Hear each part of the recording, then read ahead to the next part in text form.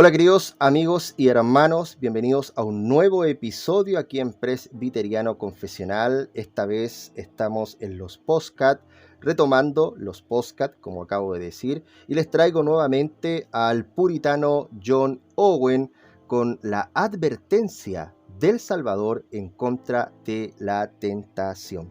Queridos hermanos, quiero invitarles, como ya es de costumbre, a que se suscriban a mi canal un poco más abajo, que también puedan darle a la campanita, bueno, si les interesa que YouTube les envíe una notificación al momento en que suba un nuevo video, pueden darle a la campanita y así les llegará este mensaje o esta notificación.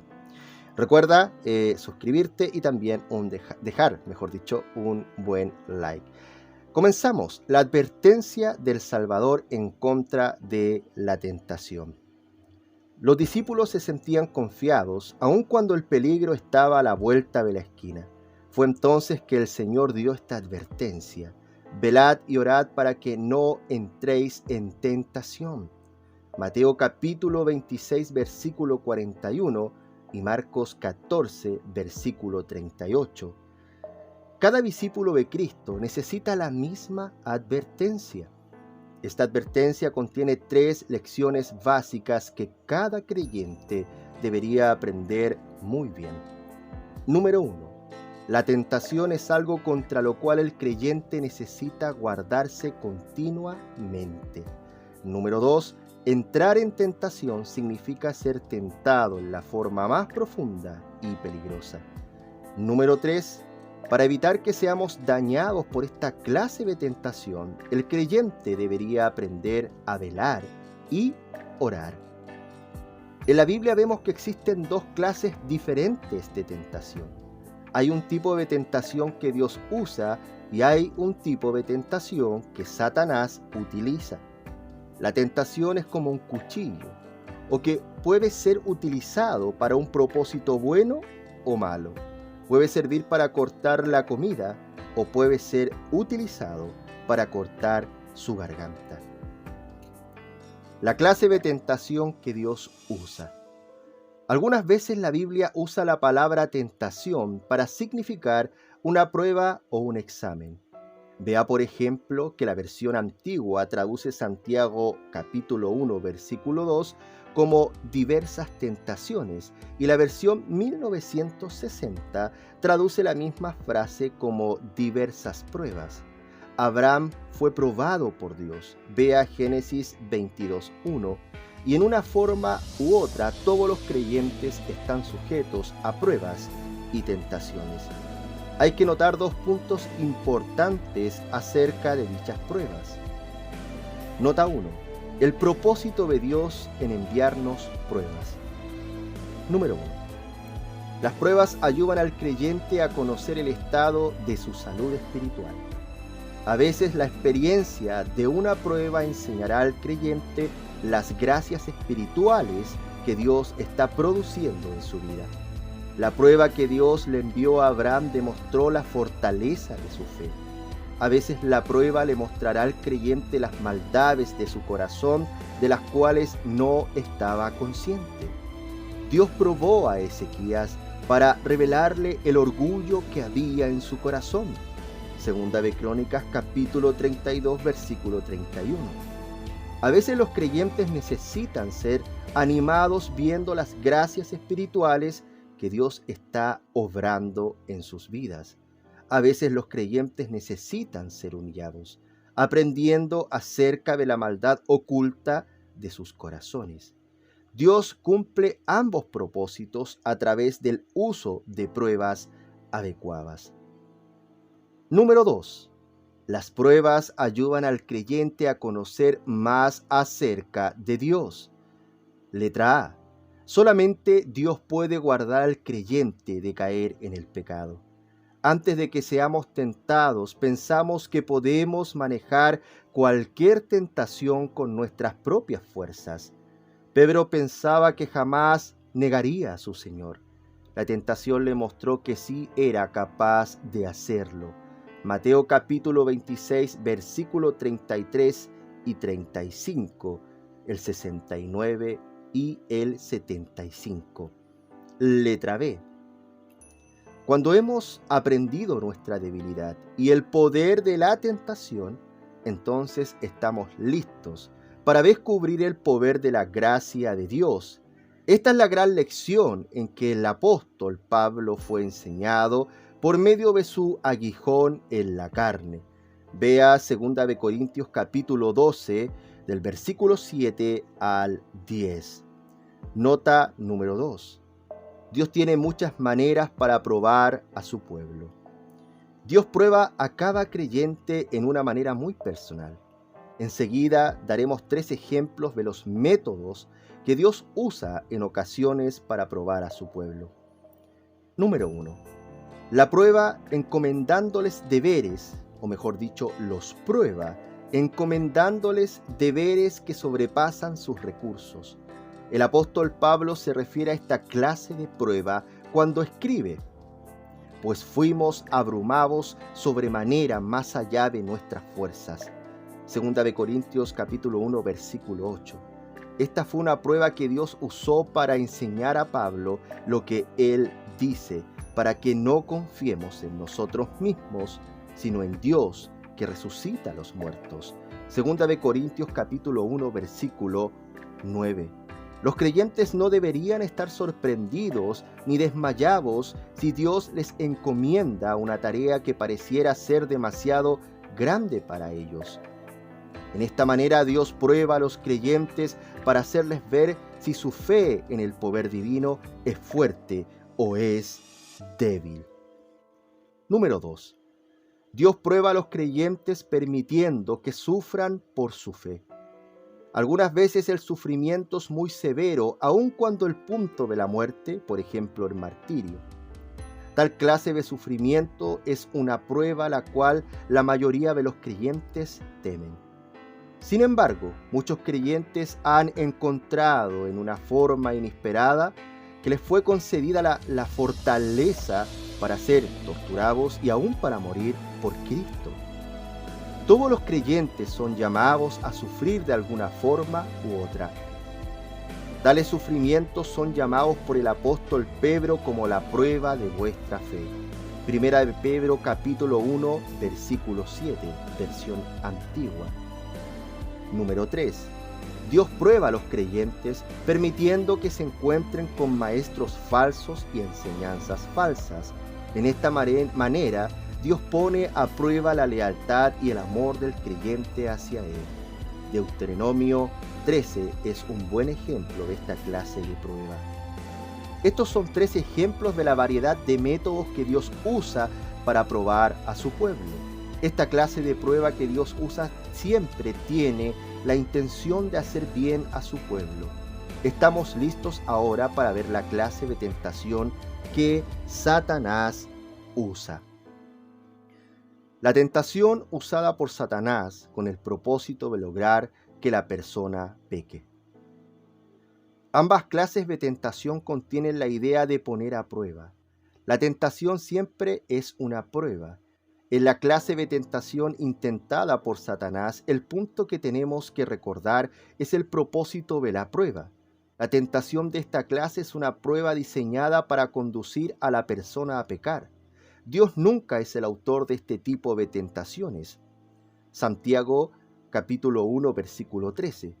Esta es la clase de tentación que el Señor tenía en mente cuando advirtió a sus discípulos.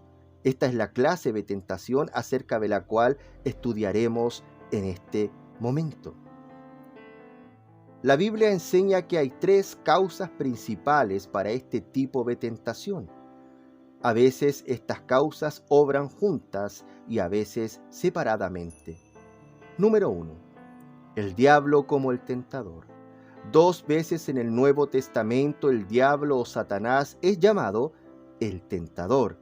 Mateo capítulo 4 versículo 3, Primera de Tesalonicenses capítulo 3 versículo 5. A veces el diablo tentará al creyente a pecar introduciendo pensamientos malos o blasfemos en su mente. A veces existe la tentación de dudar de la realidad de Dios o de la veracidad de su palabra. Esta tentación frecuentemente surge por medio de malos pensamientos mundanos por el diablo a la mente del creyente. Tentaciones de esta clase son llamadas los dardos de fuego del maligno. El creyente no es culpable de pecado por el mero hecho de tener tales pensamientos. El creyente solamente es culpable de pecado si cree estos pensamientos. Frecuentemente el diablo tienta usando dos de los siguientes métodos. Número 2. El mundo, incluso la gente mundana, como un tentador. El pescador usa como anzuelo un gusano sabroso para atraer al pez. En la misma forma, a menudo el diablo usa el anzuelo de alguna atracción del mundo para persuadir a la persona a pecar. El diablo, cuando tentó a Cristo, usó a los reinos de este mundo como su anzuelo. Fue una sirvienta quien tentó a Pedro para que negara a su Señor. El mundo con todas sus cosas y su gente es una fuente constante de tentación para los creyentes. Número 3. La carne, los deseos egoístas como un tentador. A veces el diablo obra a través de los deseos egoístas para tentar a la persona. El diablo tentó a Judas a traicionar al Señor usando tanto la ayuda del mundo, los fariseos y 30 monedas de plata. Lucas capítulo 22, versículo 1 al 6. Como la naturaleza codiciosa de Judas mismo. En las palabras de Santiago, cada uno es tentado cuando de su propia concupiscencia es atraído y seducido. Santiago capítulo 1, versículo 14. La clase de tentación usada por el diablo es siempre un intento de persuadir de alguna forma a la persona a pecar. Tales tentaciones tienen como su meta principal persuadir a la persona a pecar en alguna o en todas las siguientes maneras. Número 1. Por el descuido de algún deber que Dios le fía encomendado. Número 2, por guardar malos pensamientos en su corazón y permitir que los pensamientos ya concebidos den a luz el pecado. Número 3, por permitir que Satanás le distraiga de alguna manera de su comunión con Dios. O, número 4, por fallar en dar a Dios la obediencia constante, completa y universal a todos sus mandamientos, incluyendo la manera en la cual la obediencia es rendida.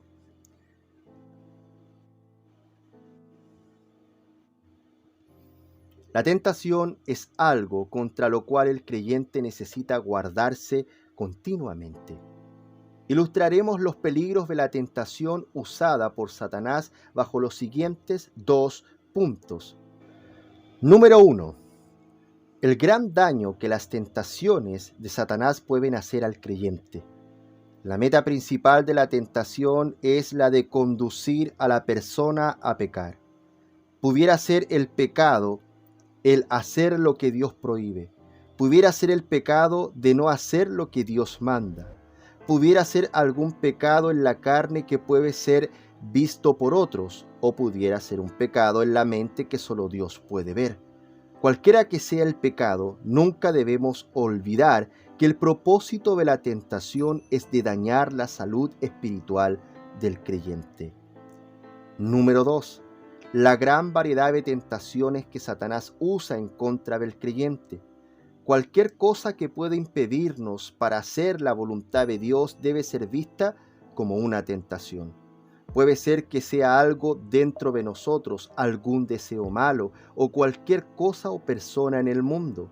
Cualquier cosa que provoque o anime a una persona a pecar es un tipo de tentación. Casi cualquier deseo que una persona pueda tener podría convertirse en una fuente de tentación. Desearles tales cosas, como por ejemplo una vida tranquila, amigos, un buen nivel de vida, una buena reputación. La lista es casi interminable.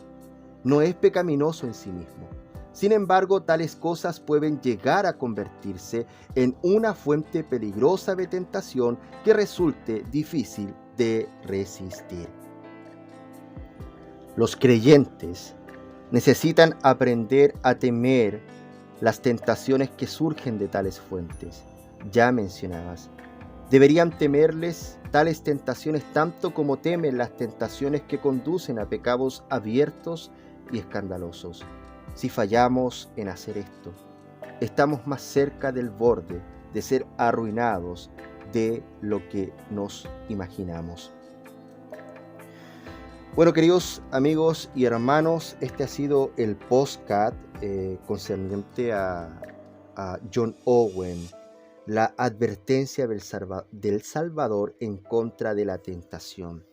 Bueno, yo he estado leyendo acerca de este libro, que lo compré hace muy poco, que habla sobre la mortificación del pecado y también sobre este tema de la tentación. Y John Owen también habla sobre esto, que debemos cuidar nuestro corazón. ¿Cómo podemos cuidar nuestro corazón de la tentación? ¿Cómo podemos cuidar nuestro corazón del pecado? O mejor dicho, ¿cómo podemos mortificar el pecado? A veces nosotros cometemos el error de querer seguir ciertas reglas, mortificando el pecado, o tomando ciertas decisiones. Esto ya no lo voy a hacer más. Pero en cierto sentido debemos apuntar hacia otra dirección. Y esa dirección es tomar los medios de gracia cada día. Buscar la presencia del Señor, deleitarnos en Cristo constantemente. Para nosotros, Cristo debería ser precioso, de alto valor para cada uno de nosotros. Cuando nosotros contemplamos mucho más la gloria de Dios, también vamos a notar en nosotros el pecado de nuestro corazón. Pero también vamos a detestar ese pecado y vamos a huir de ese pecado. No erremos en esto, queridos hermanos. Debemos buscar constantemente la presencia de Dios. Debemos ser responsables en tomar los medios de gracia cada día. La lectura de la palabra de Dios, la oración, la meditación y el ayuno. ¿Por qué no el ayuno, queridos hermanos? En un tiempo difícil como en el que estamos viviendo, la iglesia más que nunca necesita ir a los pies de Cristo. Necesita también arrepentirse de sus pecados. Porque hemos pecado como iglesia del Señor. Hemos buscado otros caminos, otras soluciones, otras formas y nos hemos alejado de lo que Dios ha establecido en su palabra. Bueno, queridos amigos y hermanos, gracias por oír este podcast.